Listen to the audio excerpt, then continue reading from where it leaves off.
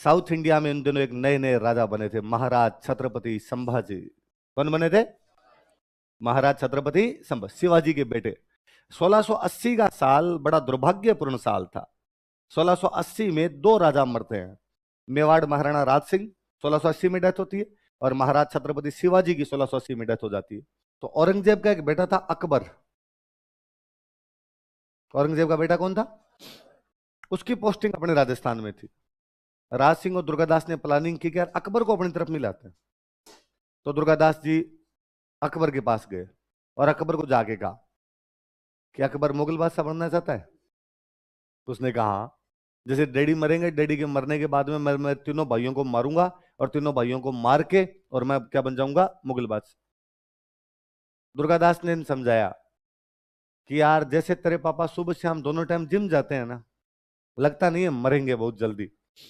और मर भी गए तो इस बात की क्या गारंटी है कि तू राजा बनेगा? बाकी वाले तीन भाई तेरे को सल्टा दे और उनमें कोई बन गया तो अकबर ने कहा यार तो मैं क्या ही कर सकता हूं।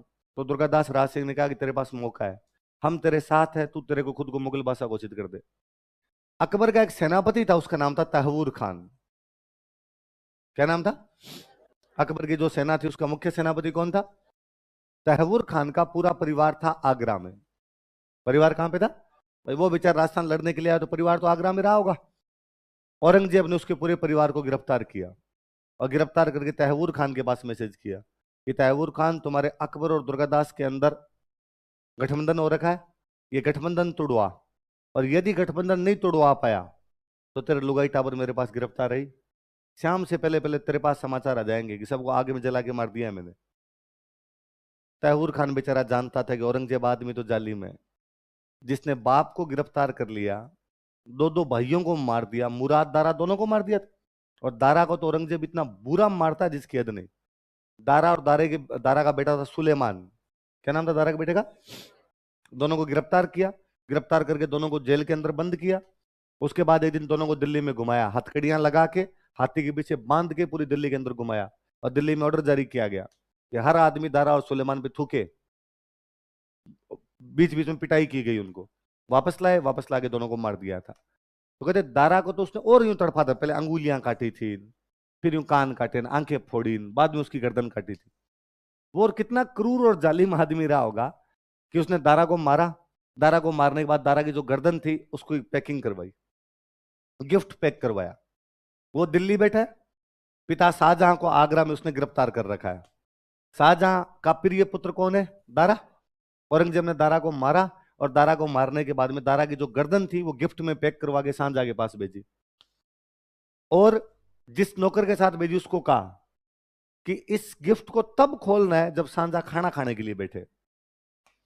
अब इधर आगरा की जेल के अंदर शाहजहां खाना खाने के लिए बैठा, तब गेट कीपर एक लेटर लेके गया, और लेटर में औरंगजेब ने लिख के भेजा था कि डैडी, जो हुआ वो हो गया, हमारे भाइयों भाइयों की लड़ाई थी, लेकिन अब मैं आपकी खिदमत में एक गिफ्ट पेश करना चाहता हूं। प्लीज, मैंने एक गिफ्ट भेजा है, मैं चाहता हूं कि आप अभी उस गिफ्ट को खोल के देखें। शाहजहां को लगा कि यार कितना अच्छा बेटा है मेरा। ठीक है, भले भाइयों भाइयों में लड़ाई होती हो, मैंने भी तो मेरे भाइयों को मार के राजा बना था, लेकिन मेरा तो ध्यान रखता है। और देखो मैं जेल में हूं, लेकिन फिर भी उसने मेरे लिए क्या भेजा है? गिफ्ट भेजा है। शाहजहां गेट के प्रकार भाई, खाना सामने खाना लगा हुआ, उसने खाना बाद में खाएंगे, पहले गिफ्ट खोल। औरंगजेब ने कहा पहले खोला जाए। और जैसे गिफ्ट खोलता है उसके अंदर दारा की मुंडी थी। शाहजहां उल्टियां उल्टियां कर करके मर गया था। अब बेटे की यूं साफ साफ गर्दन देके सामने, तो बेचारे की क्या हालत हुई होगी। औरंगजेब उतना ही राजी हुआ। औरंगजेब का मजा आया, और भेजूं इस बार थोड़े गिफ्ट और भेजूं। जेल के अंदर रखा था, जेल में मार दिया था उसने सड़ा सड़ा के। और जब तक शाहजहां जेल में रहा था औरंगजेब कभी आगरा ही नहीं आया, मिलना छोड़िए आगरा ही नहीं आया था। जब मर गया था शाहजहां यहाँ पे, तब वो कहता कि चलो अब मैं आगरा आ सकता हूँ, तब आगरा गया था। तो जालिम आदमी था तहवूर खान, इस बात को जानता था कि टाबरों की शाम से पहले पहले पकौड़े बना के खा जाएगा वो। तो तहवूर खान को लगा कि यार अब कोई तरीका नहीं है, अकबर दुर्गादास का गठबंधन तोड़वाना ही पड़ेगा अपने को। तो तहवूर खान शाम के टाइम में जब थोड़ा धुंधलका सा हो रहा था, नाइट हो ही रही थी, तब दुर्गादास के पास जाता है। ये नाडोल बैठे हुए, एक तरफ अकबर के कैंप लगे हुए, एक तरफ किसके कैंप लगे हुए? दुर्गादास। उसके पास गया और उसने जाके दुर्गादास को कहा कि दुर्गादास जी, मेरे मन में कई दिन से एक बात थी, बताना तो पहले भी चाहता था लेकिन बता नहीं पाया। हाँ बताओ यार खान साहब, क्या बात है? मैं कहा यार आप देखो सीधे आदमी हो, इसलिए मैं बता रहा हूं आपको। आपको क्या लगता है कि आपने औरंगजेब के बेटे अकबर को अपनी तरफ मिला लिया है? दुर्गादास ने कहा लगता क्या है ही। अब मुगल बादशाह अकबर है, अकबर हमारी तरफ है, मुगल बादशाह का साथ है।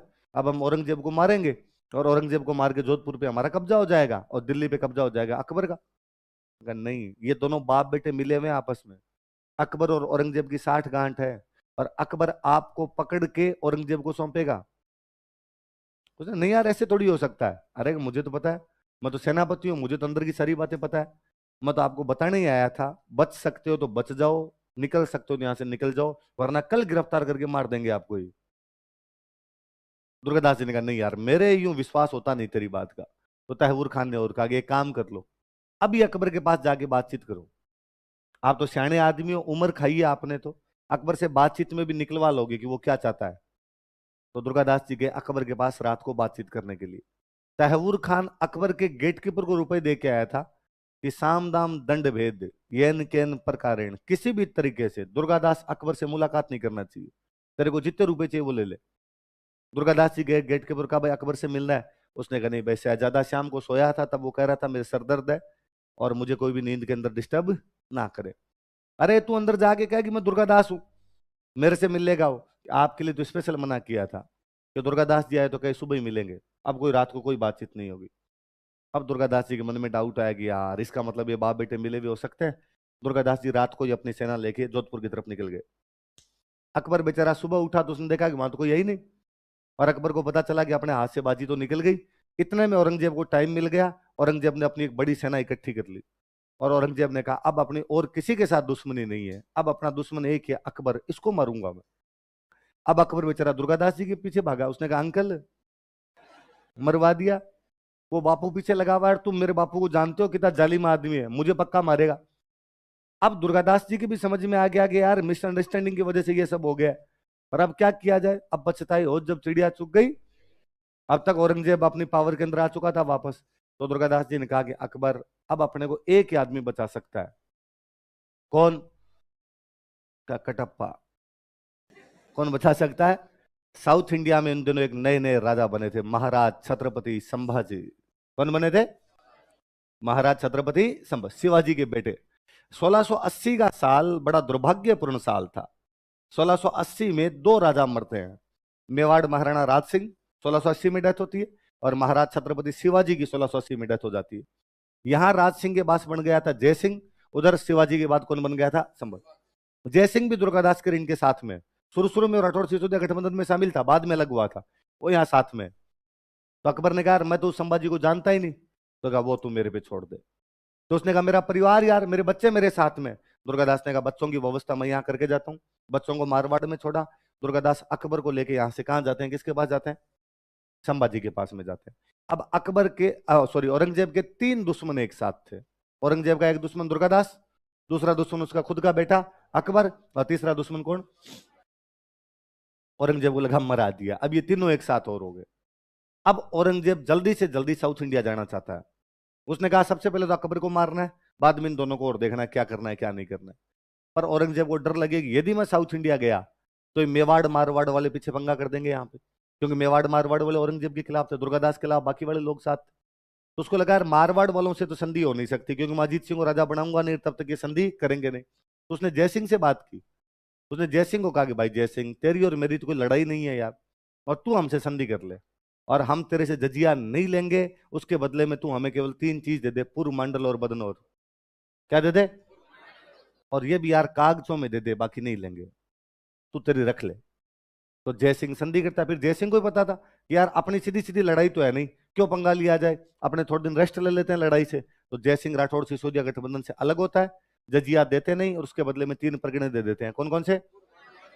तो औरंगजेब राजस्थान की चिंता से तो निष्फिक्र हो गया कि भाई मेवाड़ वालों की सहायता नहीं मिलेगी तो मारवाड़ वाले अकेले ज्यादा कोई उसकी तोड़ फोड़ भी नहीं कर पाएंगे। और औरंगजेब यहां से कहां चला जाता है? South India. किसे निपटने के लिए? संभाजी, अकबर और औरंगजेब की जिंदगी की सबसे बड़ी गलती है साउथ इंडिया जाना। कि नेपोलियन ने अपनी जिंदगी में सबसे बड़ी गलती की थी कि उसने स्पेन पर आक्रमण कर दिया था। कहां आक्रमण कर दिया था? कि यदि नेपोलियन स्पेन पर आक्रमण नहीं करता तो नेपोलियन का साम्राज्य नहीं गिरता। औरंगजेब की जिंदगी की सबसे बड़ी गलती है कि वो कहां आक्रमण करने के लिए चला गया? जिस प्रकार स्पेन का फोड़ा नेपोलियन के लिए नासूर बन गया था, उसी प्रकार दक्षिण भारत का फोड़ा औरंगजेब के लिए नासूर बन गया था। इस दक्षिण भारत के आक्रमण के बाद मुगल साम्राज्य भर भरा कर गिर जाता है।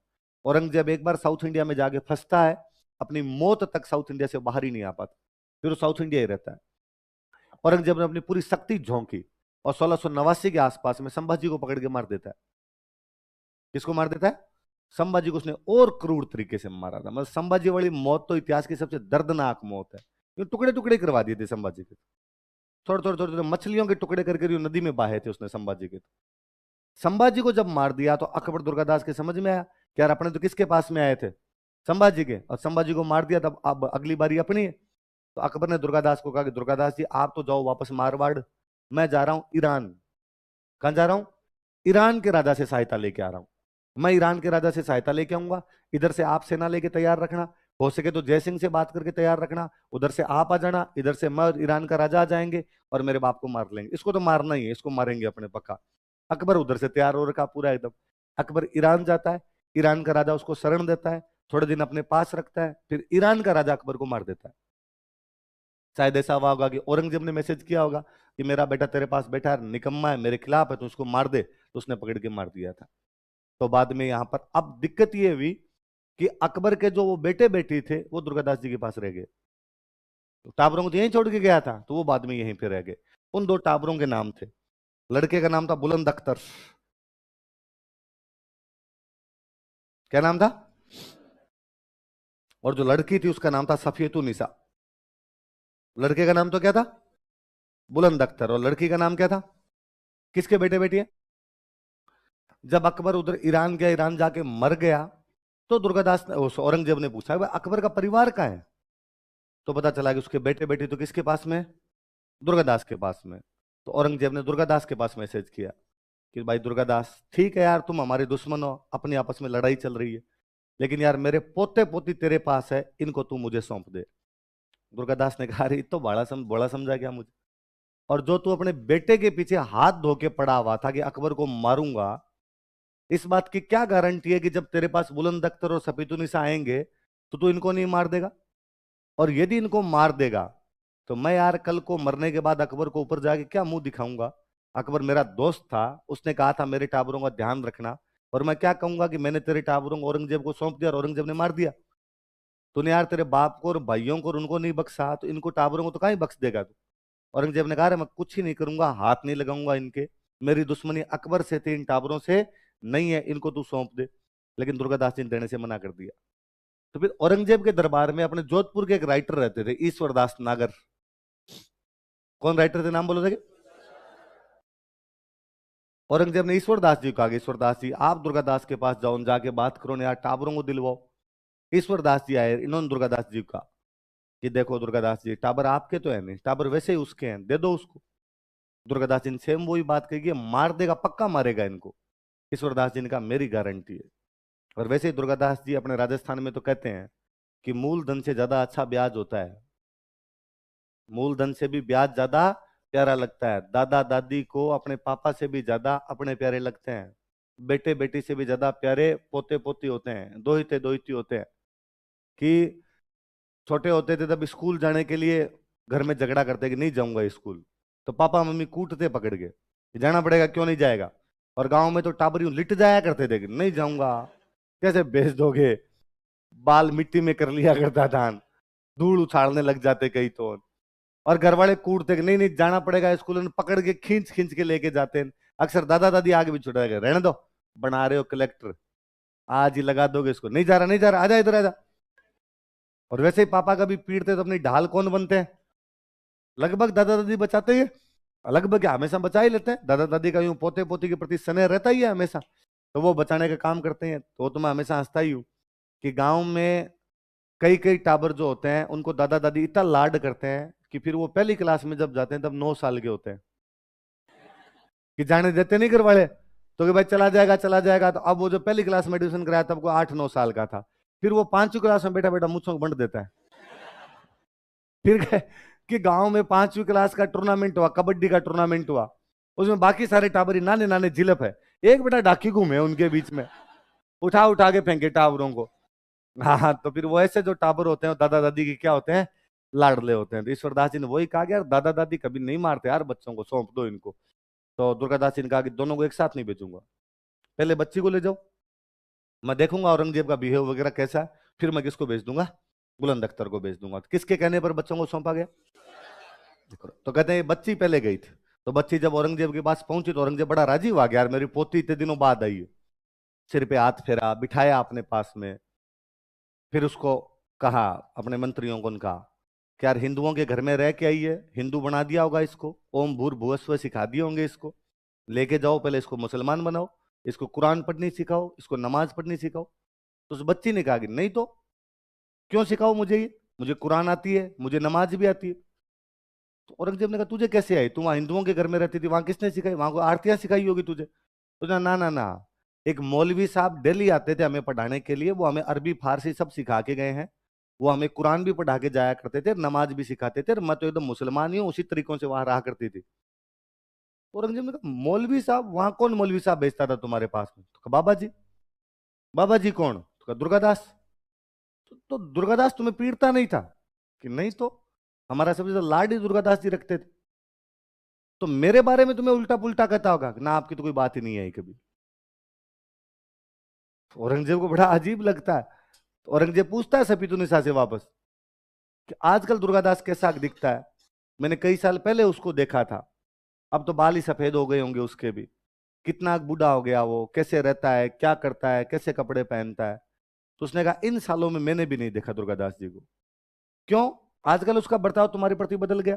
उसने कहा नहीं नहीं, बर्ताव नहीं बदला, मिलने तो अब भी आते हैं वो हमसे, लेकिन जब से मैं बड़ी हो गई हूं, अब जब वो हमसे मिलने के लिए आते हैं तो बीच में एक पर्दा तानते हैं। और अपने राजस्थान में रिवाज जी हुआ करती थी कि थोड़ी बड़ी उम्र की लड़कियां होती, उनसे पिता भी डायरेक्ट मुंह बात नहीं किया करते थे, बीच में पर्दा वगैरह तान के वैसे बात किया करते थे। तो कहा अब जब वो आते हैं तो पर्दे के उधर बैठते हैं, मैं इधर बैठती हूँ, और वैसे बातचीत करके जाते हैं, जो भी काम काज होता है मैं बता देती हूँ और मेरे काम काज हो जाते हैं। बाबो कहे पुकार तीन जाणुन उणरो वेश, कारण की निज नैण स्यूं देखियो नी दुर्गेश। कि बाबो कहे पुकारती, कि मैं उसे क्या कह के पुकारती हूँ, जाणुन उणरो वेश, मैं उसकी वेशभूषा नहीं जानती, कारण की निज नैण स्यूं, निज नैण मतलब खुद की आंखों से, कारण ये है कि मैंने खुद की आंखों से देखियो नी दुर्गेश, मैंने दुर्गादास को कई सालों से देखा। और औरंगजेब यूं गड़गड़ा हो जाता है, गड़गड़ा होता है मतलब जीव बाहर आने के लिए तैयार हो जाए, आदमी रोने जैसा हो जाए। औरंगजेब को लगा कि यार दुश्मन होने के बावजूद दूसरे मजहब के बच्चों के साथ में इतना अच्छा बर्ताव, एक मैं कितना जालिम आदमी हूं, जो अपने बेटों को अपने भाइयों को मारने के लिए तैयार रहता हूं। एक कहां दुर्गादास है जिसके पास मेरे पोते पोती थे, मैं उसका सबसे बड़ा दुश्मन हूं, उसके बावजूद उनको धार्मिक शिक्षा भी दी गई है। और औरंगजेब राजी होके दुर्गादास के पास मैसेज भेजता है कि एक दिन औरंग यूं कयो रतन वालो कहीं विशेष, वालो मतलब होता है प्रिय, वालो क्या होता है, एक दिन औरंग यूं कहो, एक दिन औरंगजेब ने ऐसे कहा, तन वालो कहीं विशेष, कि तुझे सबसे विशेष कौन सी चीज प्रिय लगती है? मांगो मुख स्यूं देऊं आस्करण दुर्गेश, हे आस्करण के बेटे दुर्गेश मांग ले, आज जो तू मांगेगा वो मैं देने के लिए तुझे तैयार हूं, मैं आज बड़ा राजी हूं तेरे से। दुर्गादास जी वापस रिप्लाई भेजते हैं कि खग वालो जग वालो वालो मुरधर देश। खग मतलब होती है तलवार, खग क्या होती है, खग वालो मतलब मुझे क्या अच्छी लगती है, तलवार। जग वालो मतलब ये संसार अच्छा लगता है, वालो मुरधर देश, और मुझे मरुधर का मारवाड़ का देश अच्छा लगता है। श्याम धर्म वालो सदा, श्याम धर्म होता है स्वामी भक्ति, मुझे मेरे स्वामी के प्रति भक्ति अच्छी लगती है। नित वालो नरेश, पर इनसे भी ज्यादा अच्छा मुझे अजीत सिंह लगता है, मैं अजीत सिंह को राजा बनने में देखना चाहता हूँ।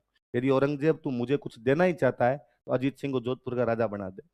औरंगजेब ने कहा बाकी सब मुझे अच्छा लगता, बस ये जो लास्ट में बोला था ना, बाकी ऊपर वाले तूने जो बोले हैं मुझे भी अच्छे लगते हैं, ये लास्ट वाला मुझे अच्छा नहीं लगता। तो दुर्गादास जी ने कहा कोई बात नहीं, लड़ाई जिंदाबाद है, जिंदाबाद रहेगी। तो उसने कहा बुलंद अख्तर और है तेरे पास, उसको तो भेज दे। तो दुर्गादास जी खुद जाते हैं बुलंद अख्तर को छोड़ने के लिए औरंगजेब के दरबार में, उसको वहां छोड़ के आते हैं, वापस बातचीत करते हैं उससे कि यार देख ले तू यदि दे रहा है तो हमें। तो उसने कहा मैं बाकी पूरा मारवाड़ तुम्हें देने के लिए तैयार हूं, जोधपुर नहीं दूंगा। क्या नहीं दूंगा? दुर्गादास जी ने कहा यार जोधपुर नहीं दे फिर मतलब क्या है, राजा तो तभी माना जाए जब राजधानी में रहे, बाकी हमें कितने परगने दे। तो उसने कहा नहीं तुम देख लो। तो फिर दुर्गादास जी वहां दिमाग लगाते हैं, कहते हैं बाकी परगने दे, जोधपुर बाद में देखेंगे। तो बाकी वाले जैतारण मेड़ता सांसोर जालोर ये वाले परगने उसे लेते हैं और परगने लेके यहाँ पर वापस आ जाते हैं। कहा अब जोधपुर का? तो दुर्गादास जी ने कहा ये लड़ाई करके ले लेंगे हम, चलती रहेगी लड़ाई, कोई दिक्कत ही नहीं है बाद में। तो बाद में कई साल लड़ाई और चलती है, लेकिन फाइनली औरंगजेब इनको जोधपुर पे तो कब्जा नहीं करने देता। 1707 में औरंगजेब मरता है। कब मरता है? औरंगजेब मरा तो उसका बेटा राजा बनता है बहादुर शाह। कौन राजा बना? तो अजीत सिंह बहादुर शाह के पास गया। उसने बहादुर शाह को जाकर कहा, भाई तेरे बाप से तो हम पिछले 30 साल से लड़ रहे हैं और उसने तो हमें जोधपुर दिया नहीं, तू यदि जोधपुर दे रहा है तो ठीक है, संधि हो जाएगी, या तेरे साथ भी लड़ना पड़ेगा। बहादुर सिंह का सेम पापा वाली नीति है, मैं भी तुम्हें जोधपुर तो नहीं दूंगा। आगे की कहानी आप सबने पढ़ी थी कि 1708 में देवारी समझौता होता है। कौन सा समझौता होता है? अमर सिंह सेकंड, अजीत सिंह और सवाई जय सिंह, और उसकी पहली लाइन यही है कि अजीत सिंह तथा सवाई जय सिंह उनको राज्य दिलाने में सहायता की जाएगी। समझौता किसके खिलाफ था? बहादुर शाह प्रथम। तो अब तीनों की सेनाएं मिलके आती है, मुगलों का जोधपुर में जो कब्जा था उसको उड़ा देती है, और अजीत सिंह जोधपुर का क्या बन जाता है? राजा। तो कब राजा बना अजीत सिंह जोधपुर का? 1708। कौन से समझौते के बाद? आपको बुरा लग रहा होगा, आप लग रहा है, ये अल्लाह ये क्या कर दिया। जिस बंदे ने लगातार 30 साल तक अजीत सिंह को राजा बनाने के लिए अपने जी जान की बाजियां लगा दी थी, उस बंदे को अजीत सिंह ने राजा बनते ही क्या किया? देश निकाला दे दिया। हुआ क्या था कि अजीत सिंह जब पैदा हुआ था तब से लेके 1708 तक औरंगजेब के साथ जितने भी पंगे लिए वो सारे किसने लिए? दुर्गादास। तो मारवाड़ के सारे डिसीजन कौन लिया करते? दुर्गादास। सेना कहां जाएगी, किससे संधि करेंगे, किससे बातचीत करेंगे, सारे निर्णय कौन लिया करते? दुर्गादास। पर इन 30 सालों में अजीत सिंह की उम्र भी तो 30 साल हो गई। अब अजीत सिंह 30 साल का, अब अजीत सिंह टाबर नहीं है। अजीत सिंह राजा वाली सीट पे बैठता, अब दुर्गादास जी नीचे वाली सीट पे बैठते हैं। लेकिन लोगों की आदत नहीं गई। लोग अब भी दरबार में जब आते हैं पहले दुर्गादास जी को नमस्ते करते, बाद में अजीत सिंह को नमस्ते करते। अभी भी बाहर से सेनापति आता और आगे पहले दुर्गादास जी से पूछता कि वो सेना कहाँ लेके जाने, फिर उसके याद आता कि आजकल राजा कौन बन गया? अजीत सिंह। और सॉरी सॉरी, हाँ अजीत सिंह जी आप बताओ सेना कहाँ लेके जाए। अब भी कोई संधि करने के लिए आता तो पहले किससे बातचीत कर लेता? अजीत सिंह को ये बड़ा यूं ऑकवर्ड फील होने लगा, उसे लगता है राजा मैं हूं तो अब तो मेरे से बात की जानी चाहिए। तो उसने दुर्गादास जी को 2-4 बार कहा भी कि बाबा जी आप अब दरबार में मत आया करो, आप बूढ़े हो गए, आपने खूब साल सेवा कर ली मारवाड़ की, अब घर पे रहा करो। और मैं जब भी आपको दरबार में देखता हूं तो मुझे मेरे संघर्ष के दिन याद आते हैं। पर दुर्गादास जी भी शायद उसकी बातों को समझ नहीं पाए, और दुर्गादास जी डेली लठ लेके दरबार में तैयार रहते। तो अजीत सिंह से डायरेक्ट तो बोला नहीं गया, उसने एक दिन दुर्गादास जी के पास में अपना एक बंदा भेजा, और बंदे के साथ में भेजा मतीरा। क्या भेजा? मतीरा भेजा दुर्गादास जी के पास। उसने कहा कि अजीत सिंह ने आपके लिए मतीरा भेजा है। दुर्गादास जी उसका मतलब समझते थे, मत रहो। मतीरो का मतलब क्या था? मत रहो। ये सिग्नल था कि अब आपको यहां पर रहना नहीं चाहिए। दुर्गादास जी समझ गए कि अब अजीत सिंह नहीं चाहता मैं मारवाड़ में रहूं। जिनको देश निकाले दिए जाते थे वो काले कपड़े पहन के काले घोड़े पर निकला करते थे। दुर्गादास जी हाथों हाथ काले कपड़े पहनते हैं, काला घोड़ा लेते हैं और चुपचाप यहाँ से मेवाड़ चले जाते हैं। कहाँ चले जाते हैं? ये किसी बंदे की स्वामी भक्ति की पराकाष्ठा है। दुर्गादास केवल स्वामी भक्ति जानता था। जोधपुर के राजा थे जसवंत सिंह। राजा कौन थे? कहते हैं जसवंत सिंह जब जमरूद का थाना में मरे थे उस दिन कह के गए थे कि जसवंत कयो जोय कोई घर रखवाड़ो दुर्गड़ो, साची किदी सोय आची आसकरणवत। कि जसवंत सिंह ने उस दिन कहा था कि आसकरण का बेटा दुर्गादास मारवाड़ की रखवाली करेगा। उस बंदे ने हाँ भरी थी कि हाँ स्वामी आप आराम से निश्चित होकर मरिए, भले ही मारवाड़ की रखवाली करने के लिए मैं पर्याप्त हूं। और उस बंदे ने 30 साल तक मारवाड़ को दुश्मनों से बचा के रखा था। जसवंत सिंह के बेटे अजीत सिंह की 30 वर्षों तक रक्षा की थी। अब स्वामी चेंज हो चुका था, अब एक नया स्वामी था, और स्वामी कौन था? अजीत सिंह। उस स्वामी ने वापस ऑर्डर दिया कि आपको मारवाड़ में रहने की कोई भी आवश्यकता नहीं है। दुर्गादास एक सच्चा सिपाही था, वो केवल उतना काम करता था जितना स्वामी के द्वारा ऑर्डर दिया जाता। इस बार ऑर्डर था मारवाड़ को आवश्यकता नहीं है, वो चुपचाप यहाँ से चला जाता है। आप जब बाहुबली देखते हो तो कटप्पा देखते हो, कटप्पा एग्जैक्टली वही करता है जो स्वामी की तरफ से आदेश मिलते हैं। दुर्गादास जी एग्जैक्टली वैसे वैसे व्यक्तित्व के स्वामी थे। हमारे देश के इतिहास में से कई लोग हुए हैं, ऐसा एक और व्यक्ति हमारे देश के इतिहास के अंदर हुआ है जिसने अकबर का पालन पोषण करके बड़ा किया था, बेराम खान। कौन था? बेराम खान। बेराम खान जो थे, यदि आप जोधा अकबर मूवी देखे तो उसमें कैरेक्टर है खान बाबा, लंबा चौड़ा पठान, गोरा चिट्टा, मोटी मोटी आंखें उसकी। तो कहते हैं हुमायूं जब दिल्ली में मरा था तब बेराम खान पंजाब था अकबर के साथ में। थोड़े से सैनिक, 14 साल का अकबर, मुगल साम्राज्य अभी तक अपनी जड़ें जमा नहीं पाया था। गुरदासपुर के पास कलानौर नाम की एक जगह पर अकबर को एक ईंटों के चबूतरे पर बिठाकर बेराम खान उसका रास्ते तलक करता है। और कहता है कि तुम्हें मैं सिंहासन दिलाऊंगा आज इस चबूतरे पर बैठे, लेकिन एक दिन तू दिल्ली के तख्तो ताज पर बैठेगा। वो अपने वादे को निभाता है। वो बाकायदा अकबर को राजा बनाता है। अकबर का राजा बनने के बाद वो कई साल तक और अकबर की सेवाएं करता है। अब अकबर थोड़ा बड़ा हुआ, अकबर थोड़ा समझदार हुआ। अब अकबर को बैराम खान की बातें इंटरफेयर लगने लगी। और एक दिन अकबर मैसेज करता है कि मैं आगरा से दिल्ली जा रहा हूं शिकार खेलने के लिए। अकबर आगरा से दिल्ली जाता है। दिल्ली जाके एक ऑर्डर जारी करता है कि मैं मेरे सारे मंत्रियों को बर्खास्त करता हूं और मेरे सारे मंत्री दिल्ली आके मेरे से मिले। ये समाचार बैराम खान के पास पहुंचता है कि बैराम खान को अकबर ने बर्खास्त कर दिया है और उसने उसको कहां पर बुलाया है, दिल्ली। और बैराम खान को गुस्सा आता है और बैराम खान को लगता है ये क्या तरीका है, मैं ही हूं जिसने अकबर को राजा बनाया, मैं ही हूं जो मुगल सिंहासन को बचा के बैठा हुआ हूं, और आज मेरी ये दिन कि मुझे अकबर के सामने लाइन में जाके खड़ा होना पड़ेगा और मैं नहीं जा रहा। अकबर को पता चला कि बैराम खान ने आज्ञा का उल्लंघन कर दिया है। राजा की आज्ञा के उल्लंघन का मतलब होता था मौत। अकबर ने कहा पकड़ के लाया जाए बैराम खान को। बैराम खान को पकड़ के सामने पेश किया गया। अकबर ने कहा कि खान बाबा आपने मेरी सेवा की, इसलिए अंतिम मौका देता हूँ, कोई अंतिम इच्छा हो तो बता दीजिए। बैराम खान ने कहा कि मैं हज करना चाहता हूँ। क्या करना चाहता हूँ? जाइए हज के लिए जाइए। बैराम खान जब हज के लिए जा रहा था, पहले जब हज के लिए जाते जिस बंदरगाह से जाया करते वो बंदरगाह था सूरत। कौन से बंदरगाह जाते थे? तो सूरत को कहते थे हज का द्वार। कि हज का द्वार कोई बंदरगाह था वो कौन सा? अपना सूरत। जब वो बैराम खान अपने परिवार के साथ में सूरत जा रहा था, बैराम खान ने कभी मुगलों की तरफ से जब लड़ाइयां लड़ी थी तो एक अफगान को एक युद्ध में मारा था। मुगलों की अफगानों की आपस में बनती नहीं थी। एक अफगान को युद्ध में मारा था।